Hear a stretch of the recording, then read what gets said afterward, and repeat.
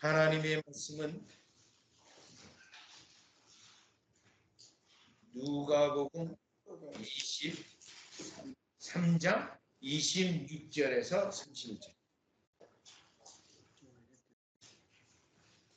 누가복음 23장 26절에서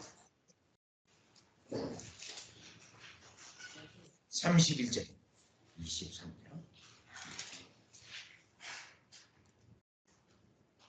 제가 받들어 읽겠습니다. 하나님 앞에 받들어 읽겠습니다.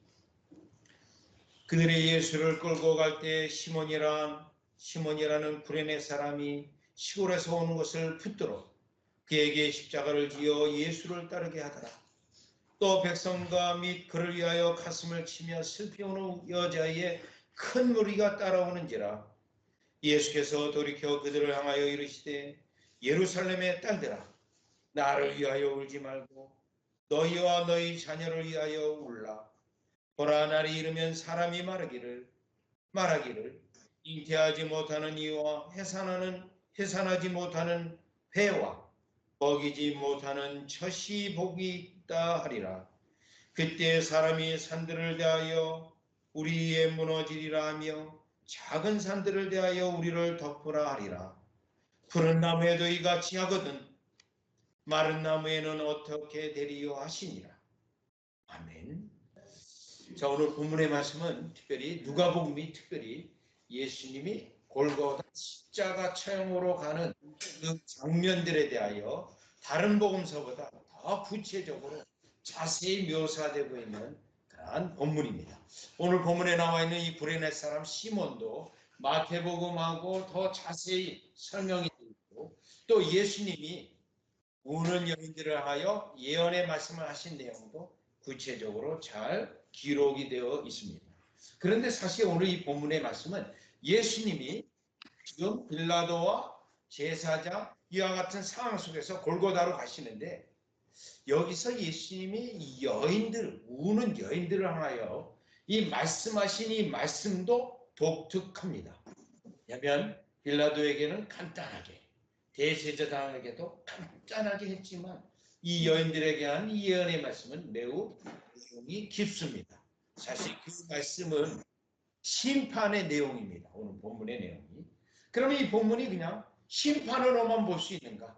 라고 볼 때 이 본문의 내용이 기록된 이 관점에서 또 하나님의 뜻이 무엇인가를 우리가 찾고자 할 때 이 본문에서 분명히 심판의 메시지인데, 신구약 성경 전체로 본다면 하나님의 심판 속에서는 항상 은혜가 들어 있습니다. 노아의 홍수로 심판을 하시지만 8식구가 같이 구원의 은혜를 누리는 역사가 있고요. 또요, 바벨탑의 심판의 사건이 있지만 아브라함이 부름을 받는 은혜의 사건이 같이 되어 있습니다. 또요, 여리고가 무너지지만 여리고가 무너질 때 모든 사람들이 다 죽지만 기생 나아가 및 그의 식구들은 하나님의 은혜로 건짐을 받는 신구약 성경 전체 하나님의 심판 속에서는 항상 은혜가 있음을 알게 됩니다. 오늘 본문도 심판의 메시지이지만 하나님의 구속에 어떠한 은혜가 예수님의 말씀을 통해서 또 이 사건 속에 어떤 은혜의 일들이 일어나는지, 심판과 그 속에 하나님의 은혜가 어떠한 관계가 있는지를 오늘 본문을 통해서 살펴보려고 합니다. 자, 그러면 첫 번째로 여러분이 일단 25절에 있는 구레네 사람 시몬입니다. 구레네 사람 시몬인데 26절이에요. 그들의 예수를 끌고 갈 때 시몬이라는 구레네 사람이 시골에서 오는 것을 붙들어 그에게 십자가를 지어 예수를 따르게 하더라. 여러분, 여기 구레네 사람의 이름이 누가복음에도 기록되어 있고 마태복음에도 기록되어 있습니다. 자, 그런데 사실 구레네 사람의 입장에서 이 사건을 보면 매우 황당합니다. 왜 황당하냐면 하필 그 시간에 또 하필이면 왜 그 장소에 있었을까? 왜 하필이면 시골에서 올라와서 그때의 그 장소와 그 시간에 없었다라면 예수님의 십자가 지고 가는 이 사건에 연루되지 않았을 터인데 왜 이 구레네 사람은 그 시간에 그 시점에 여기 있을까라는 관점을 볼 때 이 사건은 하나님의 놀라운 계획과 그 속에 또 뜻이 들어있는 것을 알 수 있는데, 자, 이 구레네 사람이 시몬이라는 사람의 이름이 기록되어서 오늘날까지 우리가 이 사람의 이름을 부릅니다. 그러면 여기에서 하나님의 뜻은 과연 무엇이 있을까? 이 구레네 사람을 통하여 여기에서 우리는 하나님의 놀라운 그리스도를 향하여 베푸시는 은혜를 알 수 있습니다. 그 베푸시는 은혜는 이 구레네 사람의 이 시간에 갑자기 등장함을 통하여 예수님이 이 십자가를 지고 가는 큰 어려움에서 그 어려움을 경감케 해주시는 하나님의 뜻이 분명히 이 속에 있음을 우리가 알게 됩니다.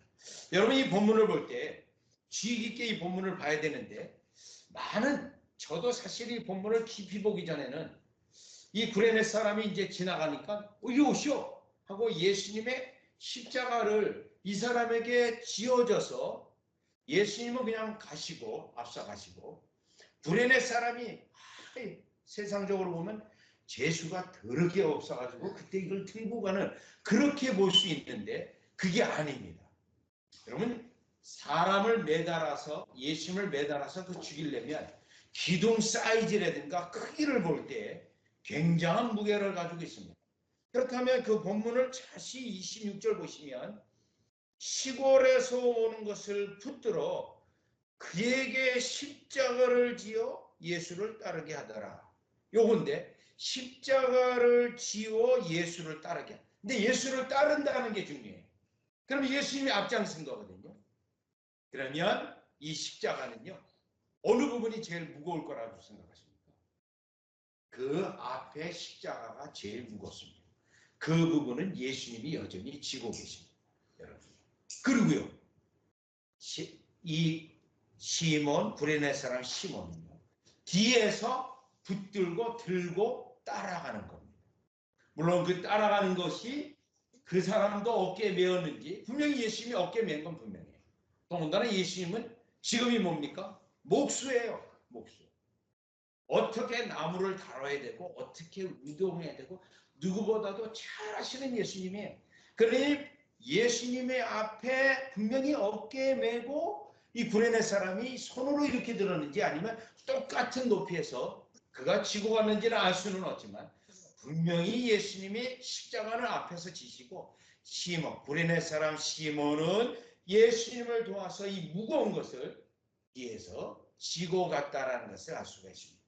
그렇다면 우리 하나님께서 성부 하나님이 예수님을 향한 그 사랑, 그 무거운 걸 들고 가는 상황에서도 우리 주님이 예비하시는 애로 그것을 경감케 해주신 하나님의 은혜가 있습니다. 그런데 사실 구레네 사람 시몬의 입장에서는 또 어떻습니까? 사실 이 일이 힘들고 창피하기도 할 것입니다. 많은 사람들이 예수님을 향하여 야유하고 할 때 그 창피, 그것도 다 당하는 입장인데, 이 구레네 사람의 이 모습은 사실은 예수님의 말씀을 이루는 장면이기도 합니다. 왜냐하면 예수님은 누가복음 9장 23절하고 누가복음 14장 27절에 보면 십자가를 지는 것을 두 번이나 언급했습니다. 9장에서는 제자도로 말씀하셨고 14장에서는 이 십자가 지는 것이 없다면 제자가 아니라고 분명히 말씀했습니다. 그러면 반드시 예수님의 제자 구원 백성은 이 십자가를 지고 가야 되는데, 이것을 이 구레네 사람 시몬이 예수님의 마지막 죽음으로 가는 골고다 언덕으로 가는 장면에서 이 구레네 사람 시몬은 그것을 직접 증거했다라는 것입니다. 그러면 이 시간에 바로 이때의 이 장소에 이 구레네 사람을 통하여 십자가 지는 것을 직접 증거했을 뿐만 아니라 이것을 통해서는 하나님의 구원의 계획과 구속의 역사가 어떻게 일어나는가를 살펴보고자 할 때 우리가 성경 구절 두 군데를 볼 필요가 있어요. 마가복음 15장 22절입니다. 마가복음 15장 27절. 예수님은 지금 하나님의 이와 같이 계획에 따라 심판을 받기 위하여 이렇게 가십니다. 자, 그러면 그 하나님의 심판이 예수 그리스도에게 다 부어질 때 그때 하나님의 은혜가 있다고 했죠. 하나님의 은혜를 받은 사람이 있는데 그 사람이 누구일까? 마가복음 15장 21절에 보면 조금 요 같은 내용의 말씀이에요. 마침 알렉산더와 루포의 아버지인 구레네 사람 시몬이, 여러분 마가복음에는요 알렉산더와 루포라고 하는 이름도 있어요. 누구냐면 구레네 사람의 시몬의 아들이에요. 두 사람이. 자, 그러면 알렉산더와 루포 나오고 구레네 사람 시몬이 나왔어요. 그리고 시골로부터 와서 지나가는데 그들이 그를 억지로 같이 가게 하여 예수의 십자가를 지우고, 이거요. 자, 그렇다면 이 알렉산더와 루포라고 하는 이름이 누가복음은 특별히 사도 바울하고 관계된 중요한 인물입니다. 로마서 16장 13절로 가보시면, 로마서 16장 13절이에요.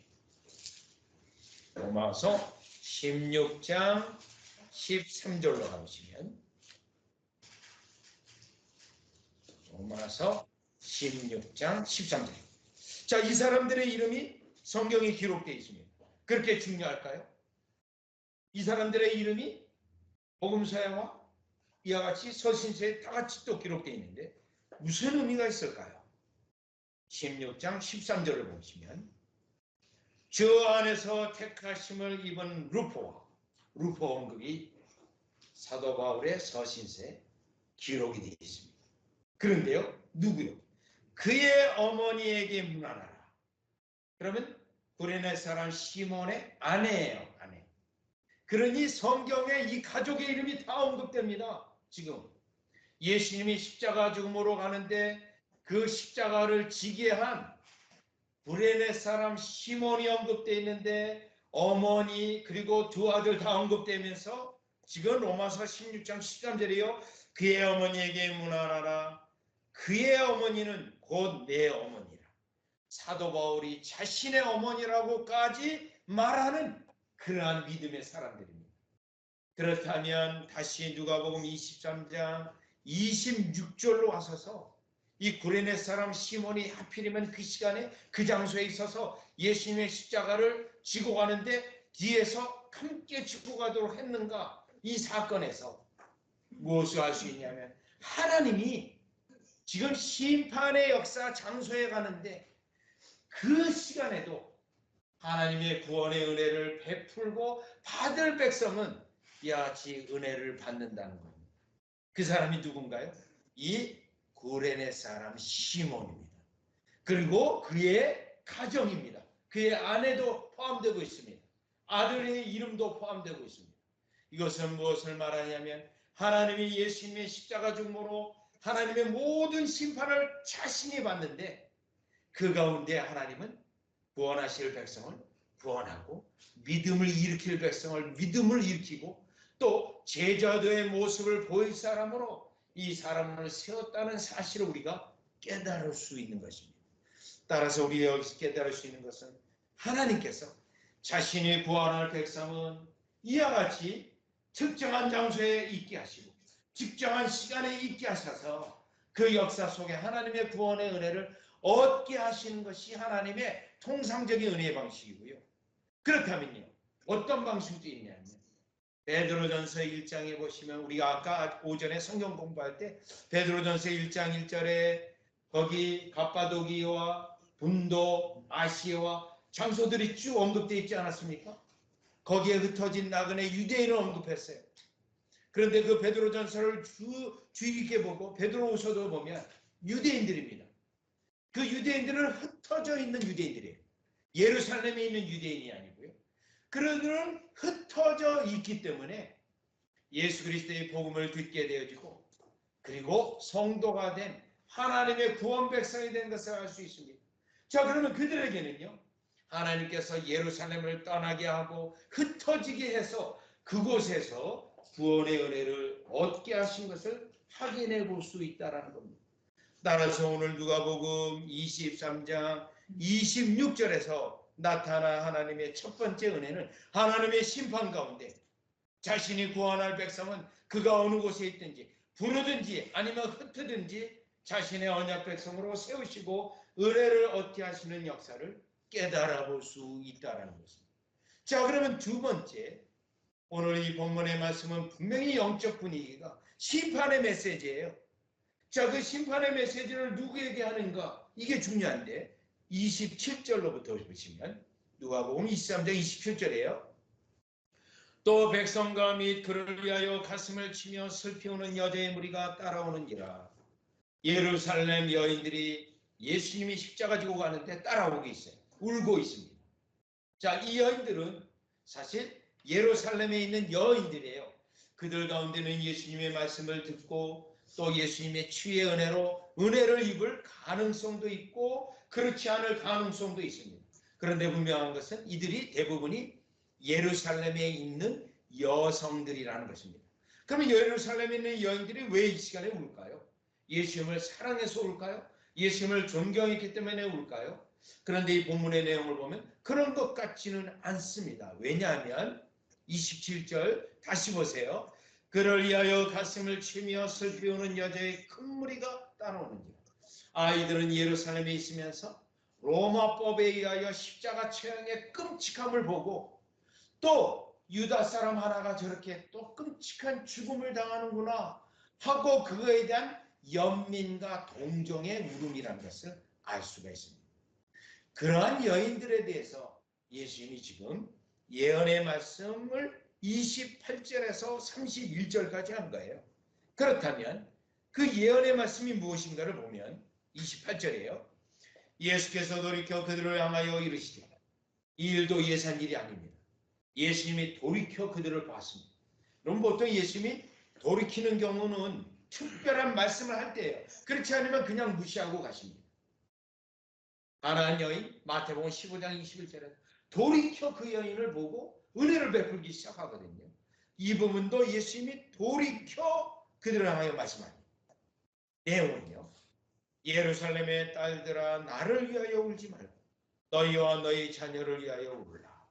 예루살렘 딸이라고 되어 있는데 예루살렘에 사는 여인일 수도 있고요. 이스라엘 백성의 전체 여인까지 포함하고 있습니다. 그렇다면 예언의 말씀은 뭡니까? 울지 말라는 거예요. 오히려 너희와 너희 자녀를 위하여 울라는 겁니다. 이 말씀은 이들에게 이제 예수 그리스도를 죽인 그들의 끔찍한 죄에 대하여 하나님의 심판에 대한 말씀입니다. 여러분, 이 하나님의 이 심판에 대한 말씀은 예루살렘이 AD 70년에 로마에 의하여 완전히 멸망되는 그 예언의 말씀이 이미 앞에 있었어요. 그걸 또 확인하기도 하시면서 이들에게 이 예언의 말씀은 국가적인 재앙으로 임할 하나님의 심판을 말씀하고 있습니다. 20, 9절에 보세요. 국가적인 심판이에요. 그렇기 때문에 어떤 특정 누구를 가리키지 않냐고 특별히 예수 그리스도를 십자가에 못 박은 대제사장, 서기관, 종교적 지도자들 그리고 그들 백성들 전체가 하나님 앞에 죄를 짓게 됩니다. 더군다나 이 대제사장의 죄가 큰데요. 요한복음 19장에 보면 대제사장이 예수님을 십자가의 죽음으로 못 박을 때 결정적인 그들의 고백이 하나 있어요. 예수님이 너희 유대인의 왕이냐 할 때 대제사장이 아닙니다. 유대인의 왕은 우리의 왕은 가이사입니다. 이 고백을 해요. 그들에게 왕은 여호와 하나님이라는 신앙 고백을 해야 되는데요. 가이사가 그들의 왕이라는 고백을 해요. 하나님과의 언약을 결정적으로 깨는데 대제사장이 깨는 장면이에요. 자, 그것 때문에 예루살렘이 멸망을 당한다는 것은 이미 예수님이 예언된 건데 보시죠. 29절 보라 날이 이르면 사람이 말하기를 잉태하지 못하는 이와 해산하지 못한 배와 먹이지 못한 젖이 복이 있다 하리라. 그때 사람들이 산을 대하여 우리 위에 무너지리라 하며 작은 산들을 대하여 우리를 덮으리라 하리라. 결국 국가적인 재앙을 이들의 죄에 대해서 하나님이 심판하겠다는 말씀을 예수님으로 직접 하신 겁니다. 여러분, 이 재앙은 AD 70년 예루살렘이 멸망했고요. 1948년 이스라엘이 지금 현재 가자 지구에 일어나는 그 전쟁, 그 땅 조금 얻기까지 거의 2000년, 1900년 넘게 유랑민족으로 유럽을 떠다니며 전 세계를 떠다니는 하나님의 심판을 받은 민족으로 그들이 역사 속에 기억이 되어지고 이 예언의 예수님의 말씀이 실로 이루어졌다는 것을 우리는 알 수가 있다는 겁니다.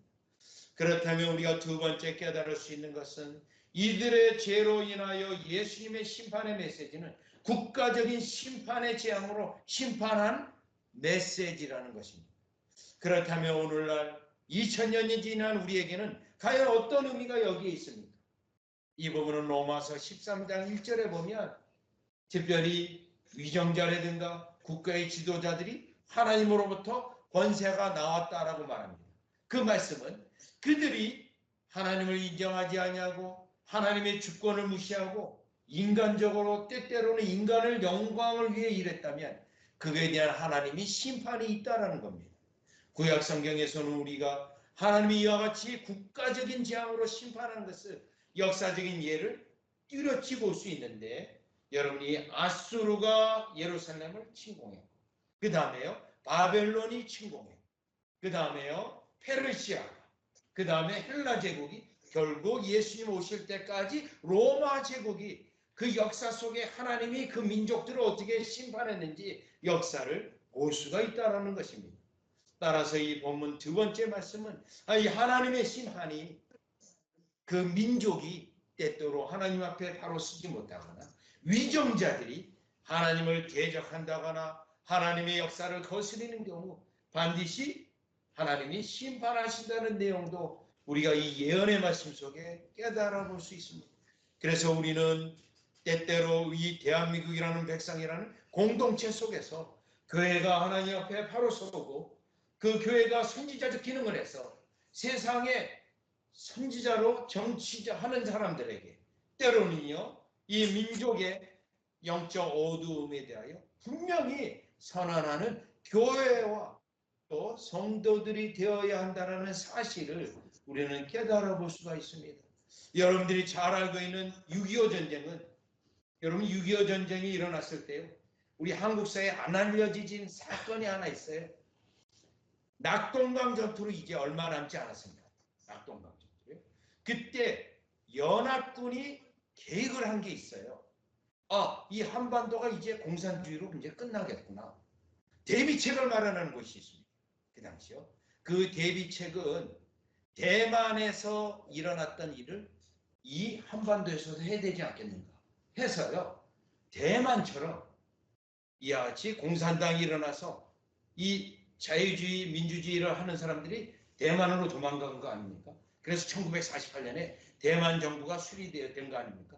똑같은 방식으로 괌이 되었든지 아니면 사이판이 되었든지 여기에서 민주주의를 하는 사람들을 따로 뽑아서 세우자 이 계획까지 했다라는 것을 저는 사실 대만 가서 알았어요. 대만 갔을 때 누가 얘기해 주더라고요. 이미 연합군이 그 프로그램까지 해놨다. 그걸 볼 때요. 이 대한민국도 하나님의 섭리여서 낙동강 그 끝나는 그 순간에 여러분들이 잘 알고 있는 그 놀라운 방식으로 완전히 공산적화가 되지 않았다는 사실이 역사 속에 어떤 민족을 돌보시고 어떤 민족을 심판하시고 하는 주권의 역사를 볼 수 있는데 이 본문을 통해서도 우리 이 민족이 사실 하나님 앞 같은 은혜가 있고요. 교회가 이와 같이 하나님 앞에 올바로 서야 이스라엘 민족이 이와 같은 하나님의 버리고 배반하고 이 심판에 이르지 않는다는 사실을 다시 한번 깨닫게 되면서 저와 여러분이 나라와 민족을 위하여 교회를 위하여 기도해야 될 의무가 있다는 사실을 예수님의 심판의 메시지를 통해 우리가 알 수 있다는 것입니다. 자, 그럼 이제 세 번째 이 본문을 통해서 지금 하나님의 심판의 메시지가 예수님을 통해서 강력하게 말씀하고 있는데 하나님의 심판 속에 반드시 하나님의 은혜가 있습니다. 마지막 예수님이 재림할 때도요. 심판을 위해서 재림하시는 거예요. 그런데요. 그의 백성은 은혜 때문에 영원한 날에 들어가는 거예요. 그래서 하나님의 심판은 반드시 하나님의 백성에게는 은혜예요. 보시죠. 31절. 31절. 푸른 나무에도 이같이 하거든. 그러면 여기 푸른 나무는 뭘 가리킬까요? 물론 에스겔서를 보면 이스라엘 민족을 가리키기도 해요. 에스겔서 20장 47절, 에스겔서 17장 24절에 보면 이 푸른 나무라 할 때 이스라엘 백성을 가리키는 경우가 많습니다. 그런데 31절에 보면 이같이 하거든이라고 되어 있어요. 그러면 이 푸른 나무는 특정한 누구를 가리키는 거예요. 이같이 한다. 누구죠? 예수 그리스도입니다. 그래서 성경학자들은 이 부분을 예수 그리스도의 예표적인 용어로 해석을 하고 그렇게 해석해 왔습니다. 그러면 예수님은 지금 푸른 나무예요. 푸른 나무를 지금 없애려고 이들이 십자가로 죽이는 거예요. 없이 하려고. 그런데 31절 다시 보세요. 마른 나무에는 어떻게 되죠? 마른 나무는 뭐죠? 예수 그리스도를 죽이고자 하는 그들에게 임하는 하나님의 심판을 말해요. 즉 하나님의 심판이 이 십자가에 예수 그리스도에게 주어져서 예수 그리스도에게 임하지만 예수 그리스도에게 하나님의 심판이 임해요. 그런데 푸른 나무예요. 어떻게 되죠? 다 없어지지 않습니다. 다 없어지지 않아요. 푸른 나무는 물기를 잔뜩 머금고 있기 때문에. 그러면 나무는요? 마른 나무는 그냥 홀라당 타버리고 맙니다. 따라서 31절에 하나님의 심판이 부어지는데 예수 그리스도는 그 심판을 감당하여 십자가에 돌아가시지만 자신의 백성의 죄를 속하기 위한 구속의 사역이고요. 마른 나무가 우리 예수 그리스도를 거부하는 유대인들, 대제사장, 서기관, 그들에게는 하나님의 심판이 임할 것을 말씀하고 있는 이 본문의 내용이 여기에 해당되어진다는 것입니다. 그렇다면 여러분 우리가 하나님의 심판이 임할 때 때때로 여러분 6.25 전쟁 왜 하나님의 심판이에요? 1938년에요. 한국교회가 신사참배를 가결했어요. 특별히 장로교 같은 경우는 평양에서 서문교에서 총회에서 가결을 했어요. 이제 우리 총회도 일본 정부 어쩔 수 없이 신사참배합니다. 그런데 1945년에 해방되었어요. 회개하지 않았습니다. 회개 기회가 충분했는데 회개하지 않았어요. 교회가 싸웠어요. 그에 대한 하나님의 심판으로 충분히 볼 수 있습니다. 충분히요. 우상숭배라고 하는 어마어마한 죄를 범했거든요. 그때 하나님이 심판하는데 이때 하나님의 진정한 백성은 어떨까요? 푸른 나무, 예수 그리스도에게 붙어있는 푸른 나무, 푸른 가지는요. 오히려 하나님의 은혜를 입게 돼 있어요. 하나님의 보호하심을 입게 되어 있다는 것입니다. 우리 주님이 이스라엘 백성을 애굽에서 건져낼 때 10가지 재앙이에요. 마지막 10번째 재앙은 장자 죽음의 재앙이에요. 그런데 유월절 어린 양을 드리는 것을 통하여 죽음이 넘어가도록 했습니다. 하나님의 심판 가운데 보호하심이에요. 보호하심. 따라서 오늘 이 본문의 말씀은 우리가 푸른 나무인 예수 그리스도에게 붙어있고 때로는 하나님이 심판하실 때 그 특별한 하나님의 사람, 믿음의 사람에게는 축복하시고 보호하시고 그리하여 재앙 속에 망하는 것이 아니라 급절하는 것이 아니라 자신의 백성을 보존하여 자신의 교회를 보존하여 하나님의 영광을 드러나게 하시는 역사를 이 31절로부터 우리가 확인해 볼 수 있다는 것입니다. 따라서 여러분과 제가 이 땅에 때때로 코로나 같은 그 재앙도요 분명히 하나님의 손길입니다. 그 가운데서도 우리가 은혜를 입었다는 사실, 그 은혜를 입은 것은 다만 우리가 은혜를 입은 걸로 끝나는 게 아니고요. 교회를 위해서, 하나님 나라를 위해서 하나님이 새로운 일을 시작하기 위하여 3분의 2는 멸하고 3분의 1로 남겨두어서 이와 같이 시온산을 회복하고 하나님 나라를 진전하고 또 주의 백성을 일으키는 역사에 우리가 그리스도에게 속함으로 푸른 나무의 가지임으로 누리는 저와 여러분이 되어야 한다는 사실을 이 심판의 메시지 속에 하나님의 은혜를 발견하고 그 은혜의 중요성을 다시 한번 확인하게 된다라는 것입니다. 따라서 오늘 본문의 메시지는 하나님이 심판하실 때 자신의 백성에게는 은혜를 주셔서 하나님의 은혜가 얼마나 큰 것인가를 드러내시고 하나님이 또 새로운 일을 행하시고 하자 하시는 역사를 깨달아 여러분이 하나님의 이 엄청난 일들을 베푸는 곳에 은혜 언약의 백성의 증거가 더 뚜렷이 드러나는 여러분이 되시기를 주 예수 그리스도 이름으로 축원합니다. 기도드리겠습니다. 하나님 아버지 은혜를 감사를 드립니다. 오늘날 우리가 이 시간에 예배드리며 이 시간에 하나님을 찬양하는 것은 하나님의 전능하신 주권의 역사로 심판하시고 그 가운데 주의 백성 언약 백성에게는 은혜를 베푸셔서 하나님의 귀한 일들을 이루시는 역사를 깨닫게 됩니다. 그것을 예수님의 십자가 죽음 때 가장 확실히 보여준 사람이 바로 시몬 구레네 사람 시몬이었고 시몬으로 끝나는 것이 아니라 그의 자녀들, 그의 아내들 그하여 그들이 우리 주님의 교회에 얼마나 큰 일꾼들로 은혜를 입었는지 깨닫게 됩니다.